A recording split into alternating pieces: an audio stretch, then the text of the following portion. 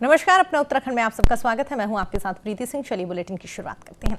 मुख्यमंत्री पुष्कर सिंह धामी 2 दिवसीय दिल्ली दौरे के लिए रवाना हो गए हैं। दिल्ली प्रवास के दौरान सीएम पुष्कर सिंह धामी गृह मंत्री अमित शाह समेत कई केंद्रीय मंत्रियों से मुलाकात करेंगे। करीब 1.25 महीने के अब तक के कार्यकाल में मुख्यमंत्री का ये तीसरा दिल्ली दौरा है। चुनावी लिहाज से सीएम पुष्कर सिंह धामी का यह दौरा काफी अहम माना जा रहा है और अंदाजा लगाया जा रहा है कि अगले साल होने वाले विधानसभा चुनाव के मद्देनजर ये दौरा पर्यटन सीमांत क्षेत्रों के विकास समेत कई विषयों पर केंद्र से कुछ सौगात देने का आग्रह कर सकते हैं। जो सरकारी कामकाज है उसके तहत केंद्रीय मंत्रियों से भेंट करनी है, जिसमें हमारे प्रदेश की कुछ योजनाएं जो जल्दी ही लागू होनी है, उन्हीं के लिए मैं निवेदन करने वहां जा रहा हूं कि जिससे जल्दी से जल्दी उन योजनाओं के लिए यहां पर धन आवंटन हो जाए, जो प्रक्रिया चल रही है वो तेजी से हो जाए और जल्दी से जल्दी वो धरातल पर उतर जाए। सर, नितिन जयराम गडकरी से भी मुलाकात करेंगे? हाँ, उनसे भी मैंने समय लिया है। उत्तराखंड के मुख्यमंत्री पुष्कर सिंह धामी एक बार फिर दिल्ली दौरे पर हैं। अपने 2 दिवसीय दिल्ली दौरे पर वो तमाम केंद्रीय कैबिनेट मंत्रियों से मिलेंगे। इससे पहले भी 2 बार मुख्यमंत्री दिल्ली दौरा कर चुके हैं। मुख्यमंत्री का 1 महीने का कार्यकाल लगभग पूरा हो चुका है और तमाम केंद्रीय कैबिनेट मंत्रियों से तमाम सौगात लाने में वो सक्षम रहे हैं। अब 2022 में किस तरह से लोगों को लुभाने के लिए योजनाओं को धरातल पर उतारा जाएगा, उसके लिए भी तमाम चर्चा मुख्यमंत्री करते हुए नजर आएंगे। अपने सहयोगी आकाश के साथ Vishal Garg, news India, Dehradun. Uttarakhand Devasthanam board की कार्रवाई को सरकार ने अगले आदेश तक रोक दिया है, जिसकी जानकारी खुद मुख्यमंत्री पुष्कर सिंह धामी की ओर से दी गई है। मुख्यमंत्री पुष्कर सिंह धामी का यह कहना है कि बोर्ड को भंग करने की मांग को लेकर लगातार आंदोलन किया जा रहा है, जिसमें हकूकधारियों के हितों के प्रभावित होने की बात कही है। ऐसे में सरकार ने हाई पावर कमेटी का गठन कर दिया है, जो सभी शिकायतों और समस्याओं का निस्तारण करती हुई दिखाई देगी। फिलहाल कमेटी की रिपोर्ट आने तक देवस्थानम बोर्ड के काम को रोक दिया गया है।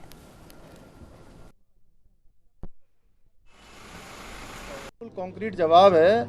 हमने कहा है कि देवस्थानम बोर्ड पर हम जो है सारे लोगों के विचार सुनकर, हकूकधारी हैं, रावल हैं, पंडे हैं, पुरोहित हैं, जो भी उसके अधिकार क्षेत्र में आते हैं या जिनके क्षेत्र में जो 4 धाम देवस्थानम की उसमें आते हैं, परिधि में आते हैं, उन सब की बात सुनेंगे। उनकी बात सुनने के बाद जो है हमने हाई पावर कमेटी बना दी है और हाई पावर कमेटी उस पर काम करना शुरू कर देगी। सबकी बात सुनने के बाद जिनके जो ग्रीवांसेज हैं, जिनको जो परेशानियां अपनी बताएंगे, उसका हम हल करेंगे। तब तक जो है बोर्ड का काम जो है हम यथावत रख रहे हैं, रोक रहे हैं। मुख्यमंत्री पुष्कर सिंह धामी ने वित्त विभाग की समीक्षा बैठक करी है और इस दौरान उन्होंने बजट में निर्धारित लक्ष्यों की पूर्ति के प्रयास किए जाने को लेकर आवश्यक दिशा निर्देश भी दिए हैं।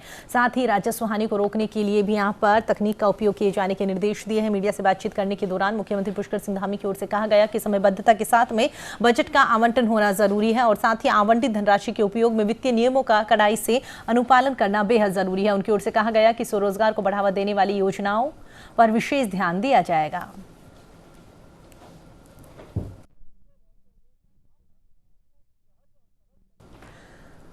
प्रदेश में हर घर नल का जल पहुंचाने की कवायद अब और भी तेज होती हुई दिखाई दे रही है। पेयजल मंत्री बिशन सिंह चुफाल ने इस संबंध में अधिकारियों को अल्टीमेटम दे दिया है। दरअसल पेयजल मंत्री ने विधानसभा स्थित अपने कार्यकाल में जल जीवन मिशन के अंतर्गत अहम बैठक ली है और इस दौरान उन्होंने अगस्त महीने के आखिर तक डीपीआर तैयार करने और साथ ही सितंबर महीने तक टेंडर प्रक्रिया पूरी करने के लिए कहा गया है। आपको बता दें कि प्रदेश में करीब 15 लाख घरों तक इस योजना का लाभ मिलता हुआ दिखाई देगा और अभी तक करीब 6 लाख कनेक्शन यहां पर सरकार की ओर से दिए जा चुके हैं। जीवन मिशन के अंतर्गत जो हमारा घर घर नल उसमें जल वाली जो योजना है, उस योजना की हमने आज विभागीय अधिकारियों की बैठक ली। इस बैठक में हमारे जो निर्णय हुआ कि जो सर्वे का काम पूरे प्रदेश में पूरा हो चुका है, पानी का मापन भी पूरा हो चुका है। अब 1 महीने के अंतर्गत डीपीआर बनाने को कहा है। सारे विभागों को निर्देशित किया गया कि जितने भी हमारे जनपद स्तर पर डिवीज़न हैं, उन डिवीज़न के अधिकारियों को निर्देशित किया गया कि आप 1 महीने के अंतर्गत डीपीआर बनाकर शासन को प्रस्तुत करें। उत्तराखंड अन्य पिछड़ा वर्ग आयोग की अध्यक्ष कल्पना सैनी और उपाध्यक्ष संजय नेगी ने नैनीताल क्लब में पिछड़ा वर्ग में संबंधी मामलों पर समीक्षा बैठक करी है। बैठक में कल्पना सैनी की ओर से कहा गया है कि जिले के सभी अधिकारियों को दिशा निर्देश दे दिए गए हैं। राज्य और केंद्र सरकार की ओर से पिछड़े वर्ग के लिए चलाई जा रही जन कल्याणकारी योजनाओं का लाभ उन तक पहुंचाया जाए। कल्पना सैनी ने बताया है कि विभागों में खाली पड़े हुए बैकलॉग के पदों को भी जल्द ही भरा जाएगा।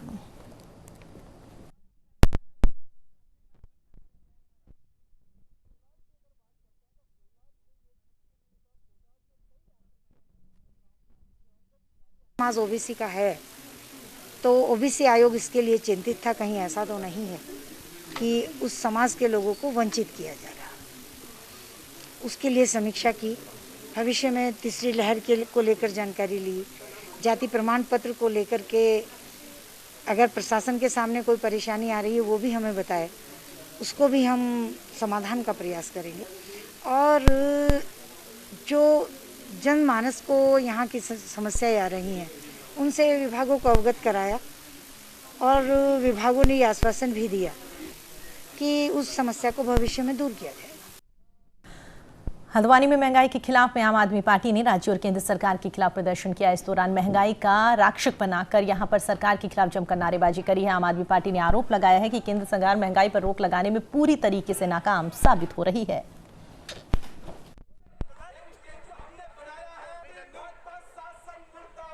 आज धरना प्रदर्शन इसलिए है, जिस तरह से ये महंगाई बढ़ रही है उस पर अंकुश लगाने के लिए राज्य सरकार को और केंद्र सरकार को एक चेतावनी स्वरूप हम लोग यहाँ पर एक प्रदर्शन कर रहे हैं। यदि अगर इस तरह से महंगाई बढ़ती रही और आगे ही बढ़ेगी तो इसके लिए हम सारे आम आदमी पार्टी एक भव्य एक आंदोलन की राह पर उतरना पड़ेगा। देखिए, सरकार पूरी तरह से निरंकुश है इस समय।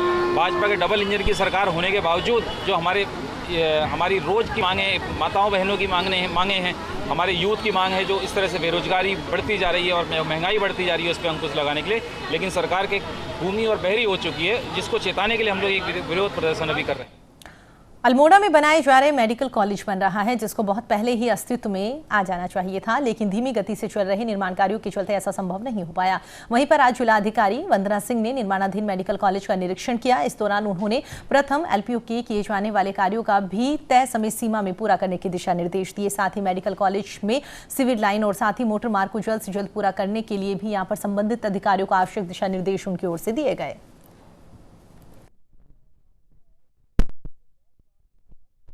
की विजिट होनी है, उसके लिए कुछ काम लंबित हैं अभी कार्यदायी संस्थाओं के। इनके साथ एक बैठक पिछले सप्ताह कर ली गई थी उसकी समीक्षा के लिए। उसके बाद फिजिकली देख के कहाँ पर क्या होना है और कितना समय संभावित है, इसके लिए आज का विजिट रखा हुआ था। इनको ये जल्दी से ही शुरू करने के निर्देश दिए गए हैं। सड़क का काम अभी शुरू कर दिया है, सीवर का काम आगे एक सप्ताह में कार्यदायी संस्था करने का आश्वासन दे रही है। चमोली में जिला सैनिक कल्याण विभाग के कर्मचारी अपनी 2 सूत्रीय मांगों को लेकर 3 अगस्त से लगातार हड़ताल पर है। आपको बता दें कि वेतनमान का लाभ लेने के साथ ही कर्मचारियों को विभागीय संविदा में भी समायोजित करने जैसी अहम मांगों को लेकर जिला सैनिक कल्याण के कर्मचारी लगातार हड़ताल करते हुए दिखाई दे रहे हैं और साथ ही 8वें दिन से हड़ताल उनकी लगातार चल रही है। उन्होंने कहा कि जब तक उनकी मांगे नहीं मानी जाएगी तब तक इसी तरीके से वो कार्य का बहिष्कार करेंगे। सैनिक कल्याण विभाग में कार्यरत समस्त पूर्व सैनिकों की ये हमारी 2 सूत्रीय मांग है। पहला यह है कि हमें भी नियमित कर्मचारियों की तरह 7वें वेतनमान का लाभ दिया जाना चाहिए। दूसरा, कर्मचारियों को जो समस्त कर्मचारी उपनल के माध्यम से सैनिक कल्याण विभाग में कार्यरत हैं, हमारी ये मांग है कि हमें जो है सभी कर्मचारियों को विभागीय संविदा में परिवर्तित किया जाए। हम समस्त पूर्व सैनिक जो उत्तराखंड सैनिक कल्याण विभागों में कार्यरत हैं 3 अगस्त से अनिश्चितकालीन कार्य बहिष्कार पे बैठे हुए हैं। चमोली जिले के नवनियुक्त जिलाधिकारी हिमांशु खुराना ने अपना पदभार ग्रहण करने के बाद में पहली बार प्रेस कॉन्फ्रेंस करी है और इस दौरान उन्होंने जिलाधिकारी ने अपनी प्राथमिकता यहां पर बताई है। साथ ही आपको बता दें, उन्होंने कहा कि आपदा की दृष्टि से चमोली जनपद बेहद संवेदनशील इलाका है, इसलिए आपदा प्रबंधन को बेहतर बनाने के लिए यहाँ पर कड़ाई से पालन कराया जाएगा। साथ ही कोविड की संभावित तीसरी लहर को देखते हुए यहाँ पर स्वास्थ्य विभाग की जो सुविधाएं हैं उन्हें भी अच्छा किया जाएगा। साथ ही कोविड की दूसरी लहर के कारण कई लोगों की आजीविका काफी प्रभावित हुई है, ऐसे लोगों का ध्यान भी यहाँ पर रखा जाएगा और साथ ही विभिन्न विभागीय योजनाओं के तहत उन्हें भी काम दिया जाएगा।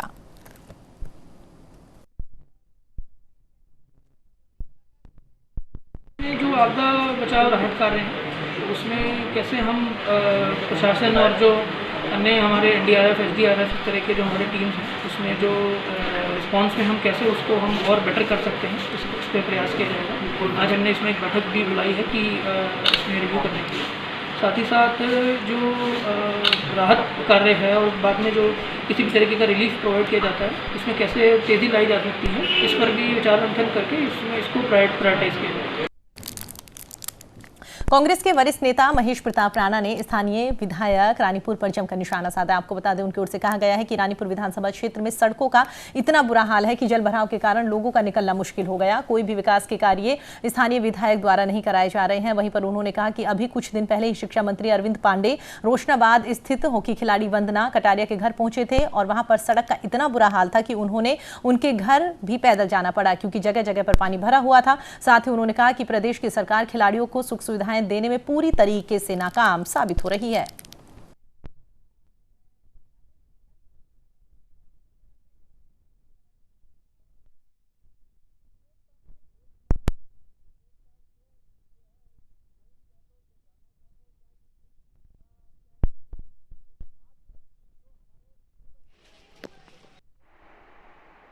गेमों को लेकर चलना है ना, हमें अकेले क्रिकेट को लेकर नहीं चलना, हमें अकेले हॉकी को या एथलेटिक्स को लेकर नहीं चलना, हमें सभी गेमों में अपने अपॉर्चुनिटीज़ खोजनी है, अपने खिलाड़ियों के लिए उपलब्धियां खोजनी है कि वो ज़्यादा से ज़्यादा अच्छा उसके अंदर परफॉर्मेंस निकाल सके। और उसके लिए सरकार का दायित्व बनता है कि उनको अच्छी सुविधा दें, अच्छी टेक्निक्स लाएँ, अच्छे कोचेज लाएँ, अच्छे ग्राउंड उनको अवेलेबल कराएँ और सबसे अहम चीज़ ये है कि स्पोर्ट्समैन का भविष्य सुनिश्चित करें। इस देश के अंदर सबसे बड़ा दुर्भाग्य है कि खिलाड़ी अपना पीक टाइम 24 साल 25 साल की उम्र तक देता है, परंतु 24-25 साल के बाद जब उसको नौकरी या कुछ नहीं मिल पाता है तो वो ठगा महसूस करता है। हल्द्वानी के बुद्ध पार्क में भोजन माता आंदोलनकारियों ने जुलूस निकालकर अपनी कई मांगों को लेकर डीएम को ज्ञापन दिया है। इस ज्ञापन में सभी भोजन माताओं को स्थायी न्यूनतम वेतन लागू करने, साथ ही अमानवीय शासनादेश रद्द और साथ ही कोविड सेंटर्स में कार्यरत रही भोजन माताओं को प्रोत्साहन राशि देने की अपील की गई।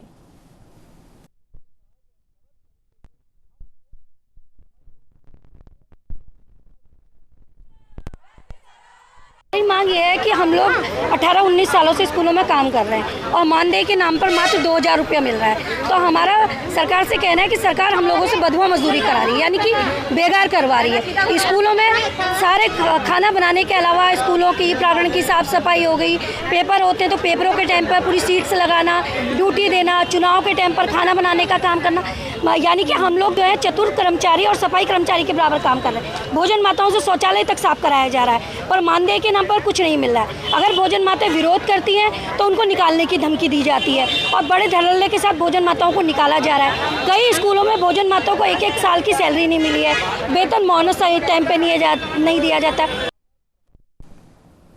प्रदेश की सीएम पुष्कर सिंह धामी का खानपुर दौरा कार्यक्रम तय हो गया है। आगामी 15 अगस्त को सीएम पुष्कर सिंह धामी खानपुर के दल्लेवाला गांव आएंगे। वहीं पर सीएम के कार्यक्रम तय होते ही जिला प्रशासन सतर्क हो गया है। प्रशासन ने सीएम के दौरे को लेकर तैयारियां शुरू कर दी। आपको बता दें, हरिद्वार के नवनियुक्त जिलाधिकारी विनय शंकर पांडे और साथ ही एसएसपी सेंथिल अबुदे कृष्णराज ने यहां पर खानपुर पहुंचकर इन सभी तैयारियों का जायजा लिया। डीएम विनय शंकर पांडे ने यहां पर बताया कि खानपुर विधायक कुंवर प्रणव सिंह चैंपियन द्वारा खानपुर के दल्लेवाला गांव में निर्माण कार्य कराए गए राजकीय कन्या महाविद्यालय के भवन का शिलान्यास कार्यक्रम भी उस दौरान आयोजित किया जाएगा, जिसमें सीएम पुष्कर सिंह धामी शामिल होंगे मुख्य अतिथि के तौर पर।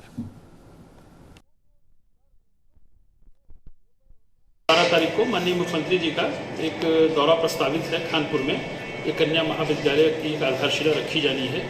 उसी सिलसिले में मैं एसएसपी साहब और जो भी हमारे लाइन डिपार्टमेंट्स हैं उनकी पूरी टीम ने यहाँ विजिट किया कि कहाँ पर उनका हेलीकॉप्टर उतरेगा, कार्यक्रम स्थल की क्या स्थिति है।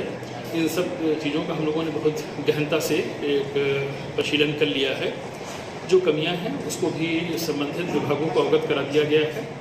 हमारे लोकल एसडीएम साहब और सीओ साहब लगातार इसको मॉनिटर कर रहे हैं और संभावना है कि कल एक बार हम लोग फिर इसका रिव्यू करेंगे। अगस्त 12 तारीख को माननीय मुख्यमंत्री जी का कार्यक्रम प्रस्तावित है। उसमें जो है डीएम साहब, मैं और माननीय विधायक के द्वारा जो है जो कार्यक्रम स्थल है उसका जो हमने मना किया है और हेलीपैड का भी हमने मना किया है और कहाँ कहाँ कुछ कमियों को पूरी करने के बारे में दिशा निर्देश दिया है और हमारा सीओ साहब और एसडीएम साहब जो है लगातार फॉलो करके जो है इसका और राष्ट्रीय नेतृत्व के निर्देश पर जिला बीजेपी स्वास्थ्य स्वयंसेवक अभियान के तहत में 772 स्वयंसेवकों को प्रशिक्षित करेगी और इसके तहत हर बूथ पे 2 स्वयंसेवक प्रशिक्षण यहां पर लेते हुए दिखाई देंगे, जो कि कोविड की तीसरी लहर के दौरान लोगों को जागरूक करेंगे और साथ ही अपनी सेवाएं देते हुए दिखाई देंगे। जनपद के 9 मंडलों का प्रशिक्षण बुधवार को आयोजित किया जाएगा। वहीं पर पार्टी कार्यालय में आयोजित पत्रकार वार्ता में जिला अध्यक्ष शिव सिंह बिष्ट ने कहा है कि कोविड की तीसरी लहर से निपटने के लिए यहाँ पर सरकार अभी से तैयारी करती हुई दिखाई दे रही है। साथ ही सरकार के सहयोग के लिए यहाँ पर संगठन की ओर से भी स्वयंसेवक तैयार किए जा रहे हैं।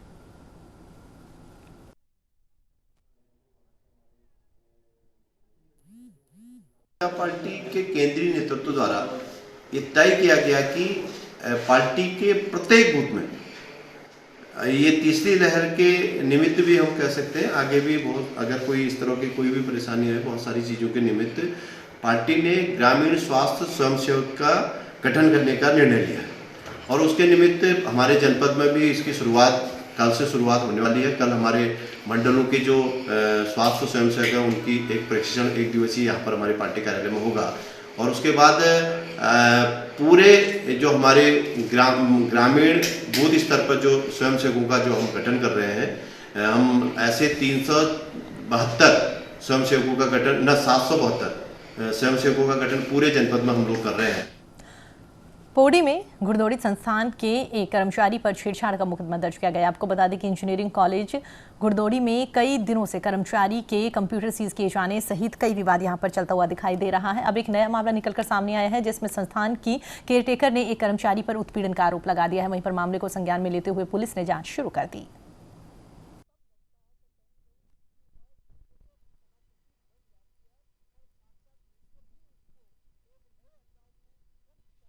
हमारे पास वहाँ इंजीनियरिंग कॉलेज में एक महिला है, वहाँ पर उनके द्वारा एक प्रार्थना पत्र दिया गया था, ऐसे उत्पीड़न किया जा रहा करके हमने उसमें मुकदमा दर्ज कर दिया है। अब आगे विवेचना शुरू कर दिया है उसमें।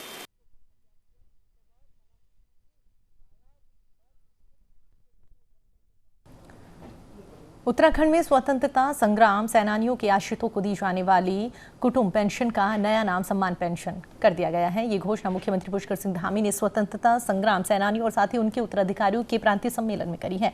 उन्होंने हरिद्वार में स्वतंत्रता संग्राम सेनानी सेवा सदन बनाने की यहाँ पर घोषणा करी है। मुख्यमंत्री पुष्कर सिंह धामी की ओर से कहा गया कि देश की आजादी के लिए स्वतंत्रता संग्राम सेनानियों के योगदान को कभी भी नहीं भुलाया जा सकता। सेनानियों के आश्रितों को सरकार द्वारा हर संभव सहायता देने की कोशिश की जाएगी। जिन उद्देश्यों के लिए देश की आजादी के लिए लड़ाई लड़ी गई थी, आज उन उद्देश्यों को पूरा करने की दिशा में देश लगातार तेजी से काम करता हुआ दिखाई दे रहा है। इसको जो है शुरू करेंगे, उसको पूरा करेंगे। यानी अगर किसी काम का हम शिलान्यास करेंगे तो उसको जो है लोकार्पण तक ले जाएंगे। यानी अगर तो एक तो आपने कहा है कि कुटुंब पेंशन का नया नाम बदलकर सम्मान पेंशन रख दें। मैं घोषणा करता हूं इसको कि जो है इस रूप में हम इसको कर देंगे।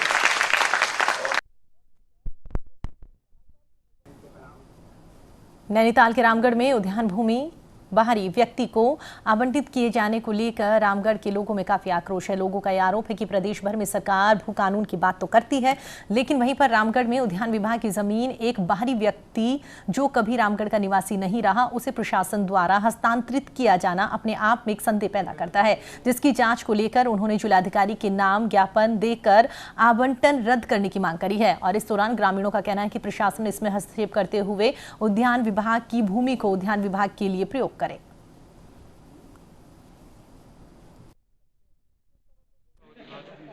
रामगढ़ के सारे जनप्रतिनिधि एक सामाजिक मुद्दे को लेकर, जब पूरे प्रदेश में भू कानून की बात होती है तो रामगढ़ में भू हथियाने की बात हो रही है। एक बाहर का व्यक्ति जो वहाँ का रहने वाला नहीं हो और वहाँ उसका जेडे का 1 इंच जमीन ना हो, उसको प्रशासन कैसे मदद कर रहा है, ये सब लोग संदेह में आ। और इसी संदेह को दूर करने के लिए हमने डीएम साहब को संबोधित ज्ञापन एसडीएम साहब को सौंपा है। कांग्रेस नेता राहुल गांधी ने के बाद में अब उत्तराखंड प्रदेश अध्यक्ष गणेश गोदियाल के ट्विटर अकाउंट को ट्विटर ने अस्थायी रूप से निलंबित कर दिया है, जिससे नाराज गोदियाल ने कहा है कि वो लोगों की आवाज को हमेशा उठाते रहेंगे। आपको यह भी बता दें कि उत्तराखंड कांग्रेस अध्यक्ष गणेश गोदियाल ने खुद ही इंटरनेट मीडिया पर अपना ट्विटर अकाउंट अस्थायी रूप से निलंबित किए जाने की जानकारी दी है। आपको यहाँ पर यह भी बता दें, ट्विटर इन दिनों निर्धारित नियमों का पालन नहीं करने वालों पर लगातार कार्रवाई करता हुआ दिखाई दे रहा है। बीते दिनों राहुल गांधी के साथ भी ट्विटर ऐसा ही कदम उठा चुका है। गोदियाल राहुल गांधी के समर्थन में उतर कर मैं भी राहुल ट्वीट कर मुहिम का हिस्सा रहे हैं। ट्विटर के इस कदम से प्रदेश की सियासत काफी गरमाई हुई दिखाई दे रही है।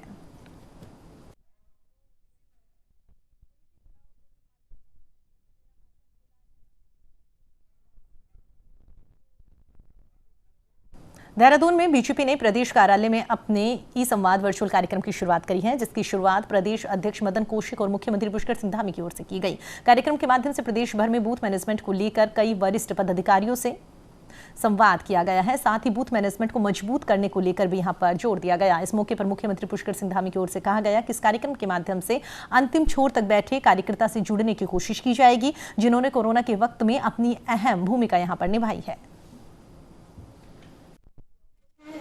ई संवाद कार्यक्रम का उद्देश्य सरकार की जो कल्याणकारी योजनाएं हैं, सरकार की जो लाभकारी योजनाएं हैं, अंतिम छोर तक बैठे हुए व्यक्ति तक हम अपने कार्यकर्ताओं को ये सारी बताते हुए उनको आगे बढ़ाने का काम करेंगे।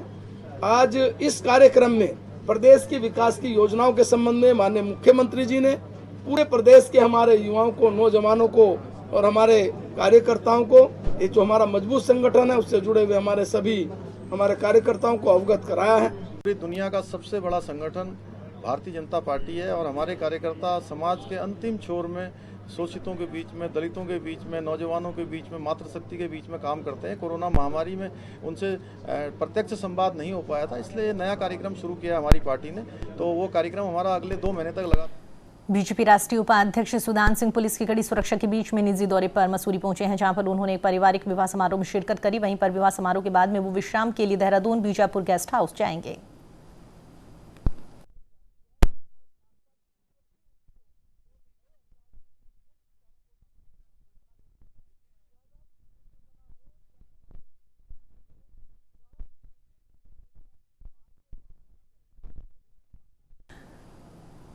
मसूरी की भाजपा महिला द्वारा तीज महोत्सव की पूर्व संध्या पर धूमधाम से त्योहार मनाया गया है, जिसमें महिलाओं ने सज धज कर अपनी सुहाग की लंबी उम्र के लिए कामना करी है, एक दूसरे को शुभकामनाएं भी दी है। इस अवसर पर देहरादून में आई निर्मला जोशी, प्रज्ञा ठाकुर और साथी भावना शर्मा की ओर से कहा गया है कि कोरोना काल की वजह से 2 साल बाद में महिलाएं घरों से बाहर निकली हैं और तीज का त्योहार मनाती हुई दिखाई दी, जिसके लिए यही कामना की जा रही है कि ऐसी महामारी दोबारा कभी ना आए।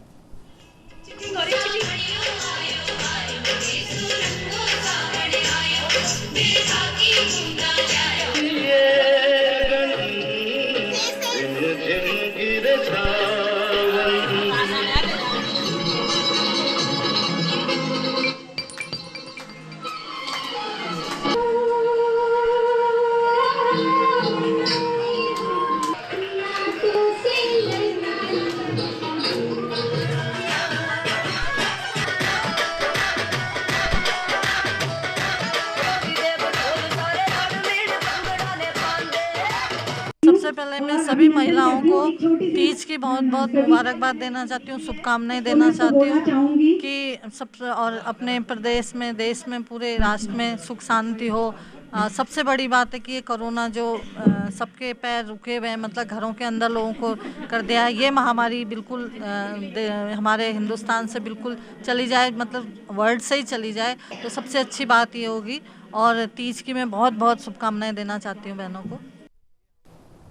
गदरपुर पुलिस ने 8 अगस्त को गदरपुर के इतवार बाजार से सब्जी खरीदने गए अलग अलग लोगों के मोबाइल चोरी होने की सूचना के बाद में बड़ी कार्रवाई करते हुए झारखंड के एक गिरोह को पकड़ा है। पुलिस अधिकारी बाजपुर वंदना वर्मा ने बताया है कि 8 अगस्त को इतवार बाजार के सब्जी बाजार से कुछ लोगों के मोबाइल चोरी होने की खबरें सामने आई थी, जिसकी सूचना गदरपुर पुलिस को दी गई थी। एक युवक को पकड़ लिया गया था, जिस पर गदरपुर पुलिस ने कार्रवाई करते हुए 4 लोगों को गिरफ्तार किया। ये वादी मुकदमा श्री सुरेश कुमार सागर द्वारा गदरपुर थाने में एक तहरीरी सूचना दी गई कि इनके इतवारी बाजार से इनका मोबाइल फ़ोन चोरी हो गया था। इसी के साथ अन्य लोगों ने भी आकर थाने में अवगत कराया कि इतवारी बाजार से इनका मोबाइल फ़ोन चोरी हुआ है। थाना पुलिस ने इसको तत्परता दिखाते हुए तत्काल एसओजी से संपर्क करके कुछ मोबाइल नंबरों को ट्रेस किया और मोबाइल नंबरों के आधार पर एक स्विफ्ट गाड़ी से हमने 3 अभियुक्तगणों को इसमें अरेस्ट किया है, जिसमें से 2 बालिग हैं और एक उनके साथ नाबालिग बच्चा है। उपरोक्त तीनों अभियुक्तों से जब हमने पूछताछ की तो उनके पास से 7 मोबाइल फ़ोन एंड्रॉयड बरामद किए। चलिए फिलहाल अपना उत्तराखंड में इतना ही। देश और दुनिया की तमाम खबरों के लिए आप देखते रहिए न्यूज़ इंडिया। नमस्कार।